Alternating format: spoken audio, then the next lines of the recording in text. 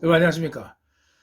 자, 철학의 항해 안재호 박사의 유튜브 철학교실입니다. 오늘은 유니트 20-1 단원 로크의 경험론과 본유관념 문제라는 문제로 한번 대화를 해보겠습니다. 제1장 근대 이신론 창시자로서의 로크.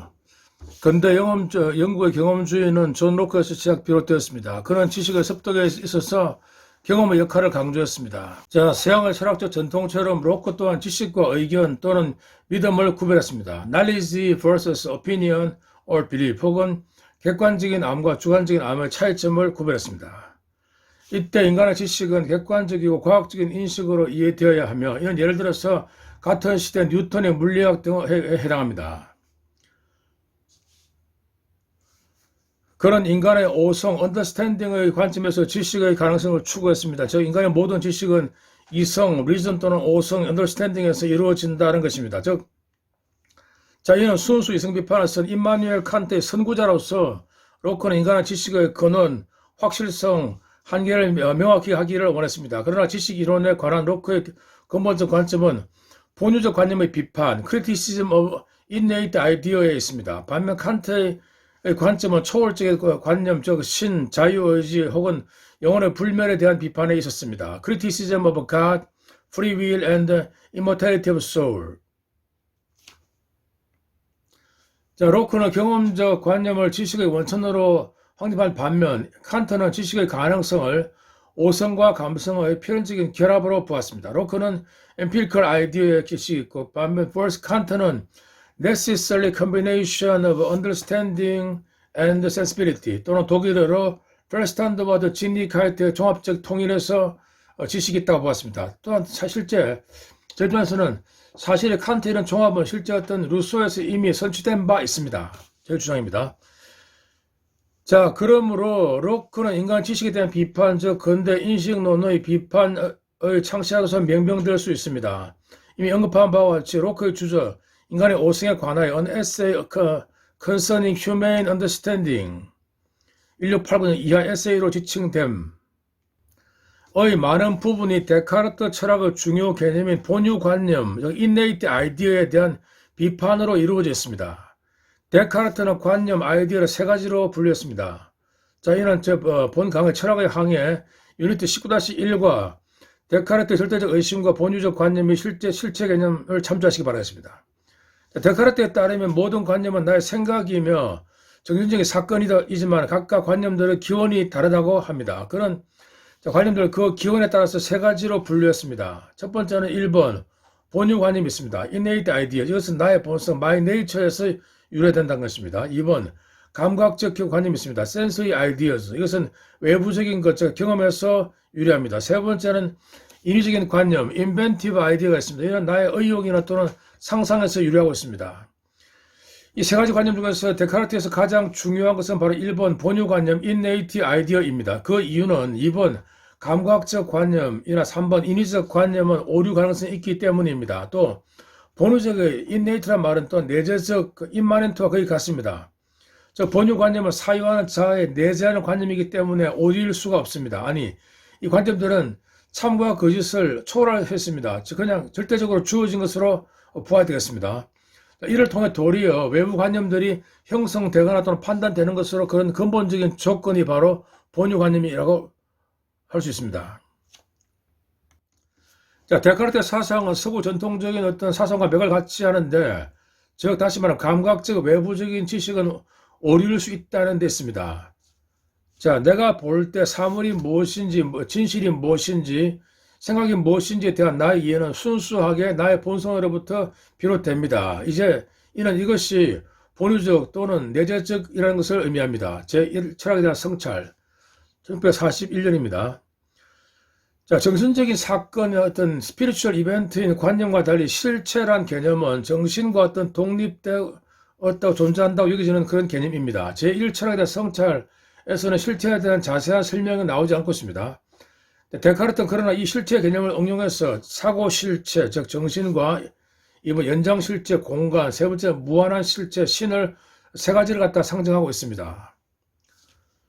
자, 사물이 무엇인지, 진실이 무엇인지, 생각이 무엇인지 하는 것은 본성, 즉 완니스를 말하는데 아리스토텔레스 따르면 이것이 바로 실체 개념인 것입니다. 실체, 즉 서브스탄스를 히랍어로 바로 우시아라고 합니다. 저 우시아 또는 실제 서브스탄스의 본질, 에센스 또는 무엇임, 완니스 등은 철학을 포함한 모든 학문의 출발점입니다. 따라서 데카르트가 제1철학에 대한 성찰 1641년에서 실체 개념을 상세히 규정하지 않고 있지만 본성, 즉 완니스 또는 에센스를 말하고 있기 때문에 실체까지 언급한다고 볼 수가 있습니다.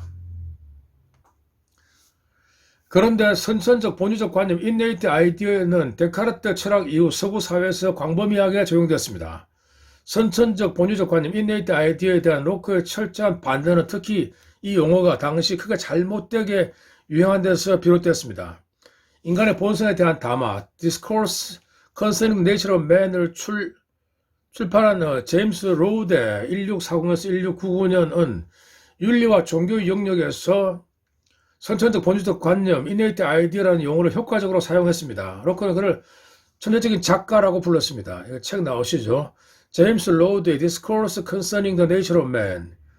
자, 로드에 따르면 본래적이고 각인되어지고 인상적인 그런 개념들은 사람들이 벌써 그 사용하기 전부터 그 영혼에 이미 존재한다고 합니다. 이 말의 뜻은 예를 들어서 내가 도덕적인 행동을 하기 전에 벌써 도덕의 관념이 있다는 것입니다. 뭐 당연한 이야기를 볼 수 있겠죠. 그런데 이런 도덕적인 관념이 이런 것들은 배우거나 경험에서 오는 것이 아니라 타고난다 또는 본유적이다 또는 천성적이다 선천적이라는 것입니다.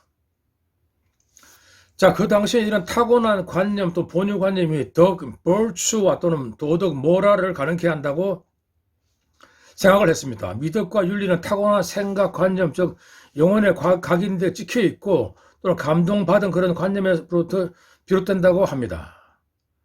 또 더 나아가서 정의, 저스티스나 또는 황금률 같은 거 배웠죠. 골든룰 등 역시 선천적인 관념이라고 주장을 했습니다. 여기서 로크는 강하게 반대를 했습니다. 로크는 당시 미지 문화에 대한 그런 여러 가지 인류학적인 관찰 기록을 토대로 해서 윤리적 도덕적인 본유 관념, 선천 관념을 반박했습니다. 예를 들어서 당시 카리브인들은 자식의 어떤 그런 고안을 거스했는데 이는 자식을 살찌워서 잡아먹기 위해서 했다고 합니다. 상당히 좀 끔찍하죠.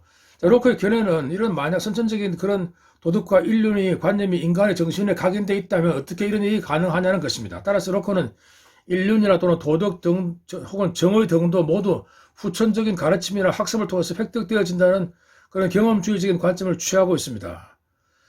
선천적인 도덕에 대한 로드의 문제는 서구 기독교의 가치를 인류 보편적인 가치로 간주하는 윤리적 절대주의를 주장한 것입니다. 로크는 이런 절대적이고 독단적인 가치관에 반대했습니다. 제2장 동일률과 모순율에 대한 로크에 의해 오늘날 우리는 도덕과 종교의 본유적 선천적인 관념에 대한 로크의 반대를 쉽게 동의할 수 있습니다. 도덕과 종교에 대한 본유적 선천적인 관념은 도덕적, 종교적 절대주의를 낳습니다. 그리고 도덕적, 문화적 절대주의는 오늘날 받아들이기 어렵습니다. 오늘날은 문화적인 상대주의 혹은 다문화주의가 표준으로 자리 잡았습니다. 도덕적인 선천적인 관념에 대한 비판에 더하여 로크는 그 당시 역시 선천적인 관념으로 인정되었던 관념 혹은 원리들이 비판했습니다. 특히 동일률과 모순율 같은 논리적인 규칙이나 또는 2+3은 5다, 삼각형은 내각의 합은 180도라고 같은 수학적 규칙도 또 당시에서는 모두가 어떤 본유 관념으로 또는 선천적인 그런 명제로 인정되었지만 로크는 이를 반대한 것입니다. 자, 수학에 대한 여기서 더 이상 논하지 않겠습니다. 자, 로크는 동일률과 모순율 등의 논리적인 원칙도 선천적인 규칙이 아니다 또는 본유 관념이 아니다라고 주장했습니다. 이는 내용이 상당히 좀 문제를 내포하고 있습니다.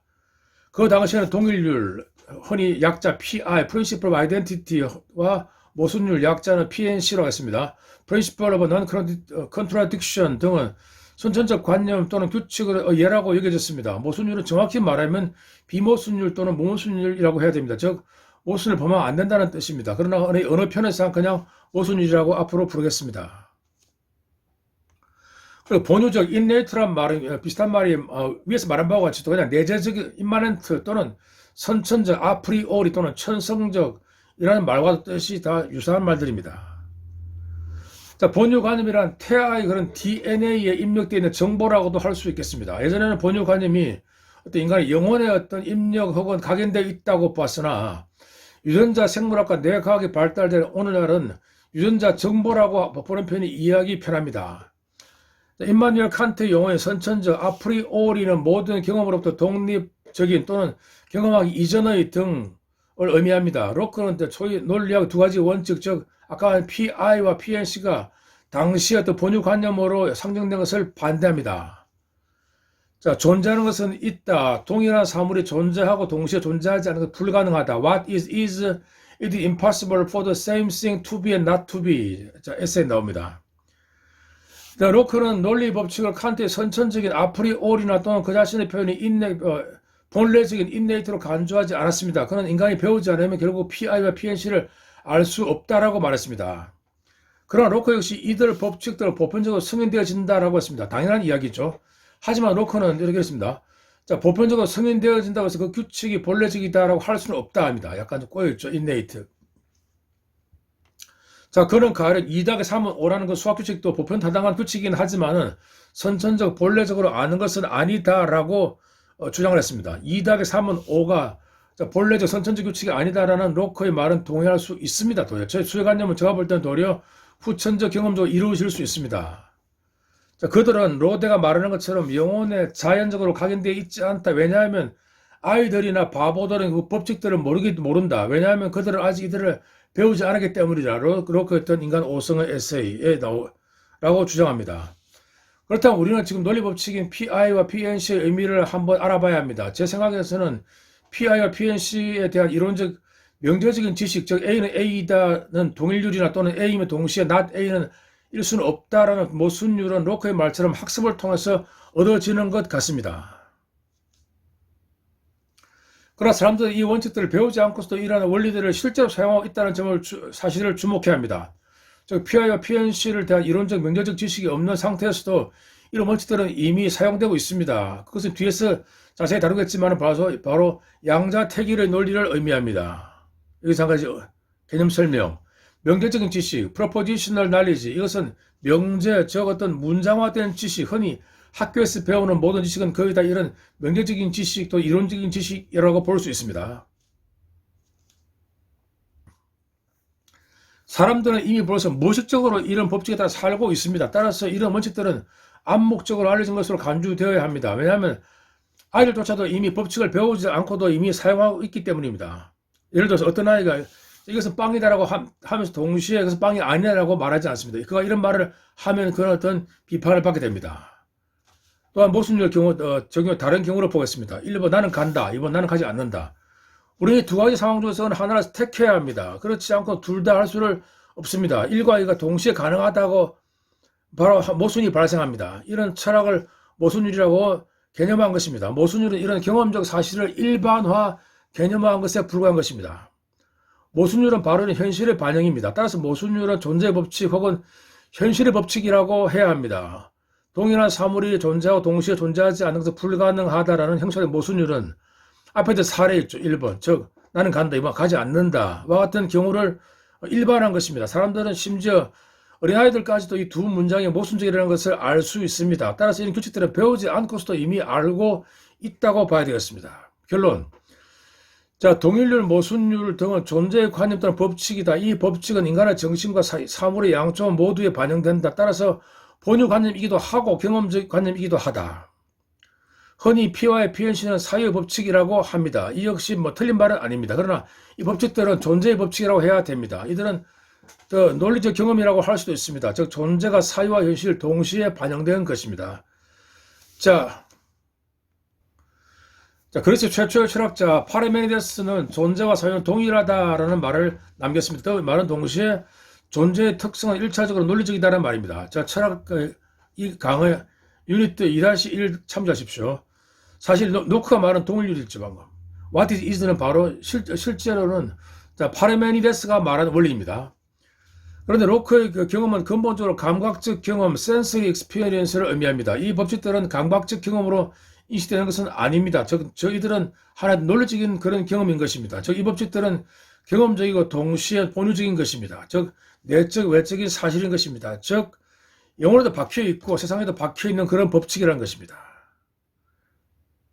왜냐하면 일상생활 사람들은 흔히 양자택일이죠. 이들 논리적 경험을 하면서 이 법칙들이 인식을 하고 있습니다. 그러나 이를 개념적 수준에서 파악한 것은 결국 철학 또는 논리학입니다. 즉 철학에서 비로소 A이다라는 동일률이나 A이면서 동시에 not A일 수는 없다라는 모순율이 정립되고 있습니다. 법칙으로서.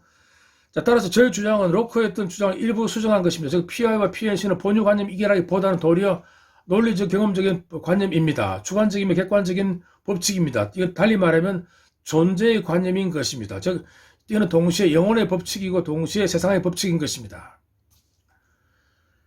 여기서 감각적 경험, 센서리 익스피리언스만을 경험으로 간주한 놓고와는 달리 논리와 사고 역시 경험으로 간주할 수가 있습니다. 논리적인 경험이 있다는 거죠.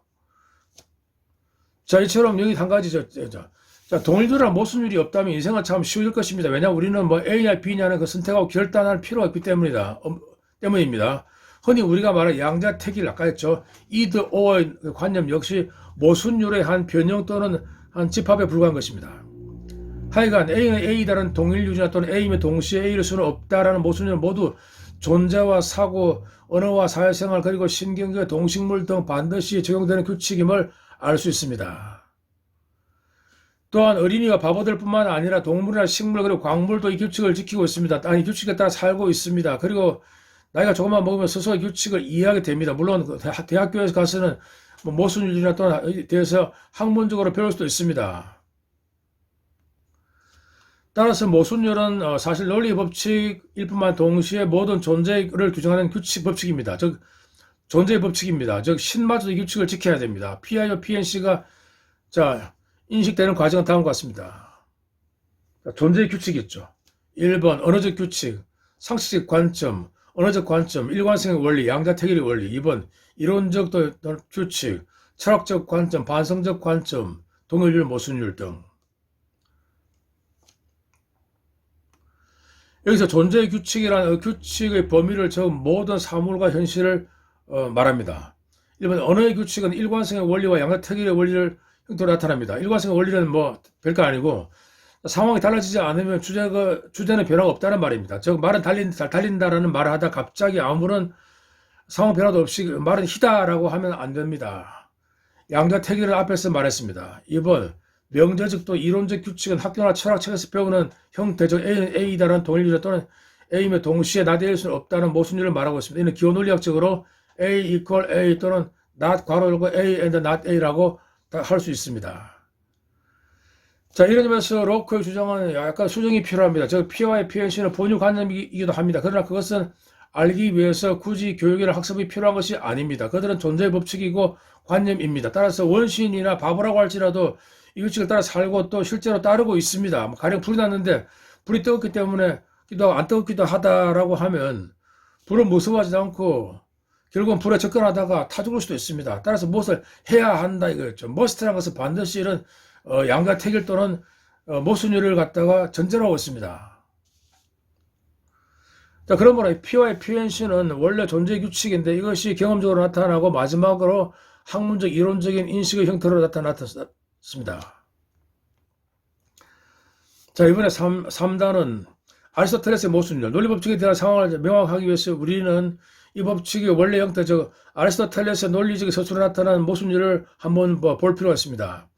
아리스토텔레스의 모순율은 두 가지 버전이 있습니다. 모순율의 첫 번째 버전은 이렇습니다. 즉 동일한 속성이 동시에 동일한 주어에 속하고 또 동시에 같은 관점에서 속하지 않을 수는 없다. It is that the same attribute cannot at the same time belong and not belong to the same subject and in the same respect. 형용사항 4권 3장입니다. 두 번째 버전이었습니다. 동일한 사람이 동일한 사물이 존재한다고 또 존재하지 않는다고 동시에 믿는 것은 불가능하다. It is impossible for the same man at the same time to believe the same thing to be and not to be. 형용사항 4권 3장. 자, 모순을 첫 번째 버전을 바꾸기 위해서 말이죠. 아이가 말하는 것 같습니다. 저는 다른 데를 들어보겠습니다. 이 빵은 하얗다. 이 문장에서 속성으로서 하얗다는 이 어떤 문장의 주어인 빵에 속해 있습니다. belong to죠. 동시에 이 빵은 하얗지 않다라고 말하는 것은 모순입니다. 이것이 바로 아리스토텔레스가 말한 PNC의 요점입니다. 두 번째 버전은 결국은 어떤 첫 번째 버전과 비슷합니다. 자, 따라서 게다가 A는 A 또는 what is is라는 동일률 원리는 실제 모순율의 긍정적인 표현입니다. 이 사람 동일률은 존재와 사회의 동일성을 주장한 파르메니데스에서 원천적으로 주장되었습니다. 이상으로 우리는 동일과 모순율이 모든 것 중에서 가장 확실한 진리라는 아리스토텔레스의 생각을 이해할 수 있습니다. 자, 동일과 모순율은 사고의 법칙일 뿐만 동시에 존재의 법칙이기도 합니다. 이런 점에서 로크의 주장, 즉 동일률, 모순율도 후천적으로 배워서 아는 것이다라는 것은 수정되어져야 되겠습니다. 모든 경험과 독립하여 모든 경험에 앞서는 법칙이 있습니다. 이런 법칙 위에서 비로소 경험적 지식이 가능해집니다. 로크의 말처럼 우리는 거의 모든 지식은 경험에서 이루어지기는 하지만 그러나 그것을 가능케 하는 것은 바로 존재와 사유를 통과하는 법칙적 동일률과 모순율입니다. 이상으로 강의를 여러분 감사합니다. 상당히 힘든데 수고 많습니다. 또 보겠습니다.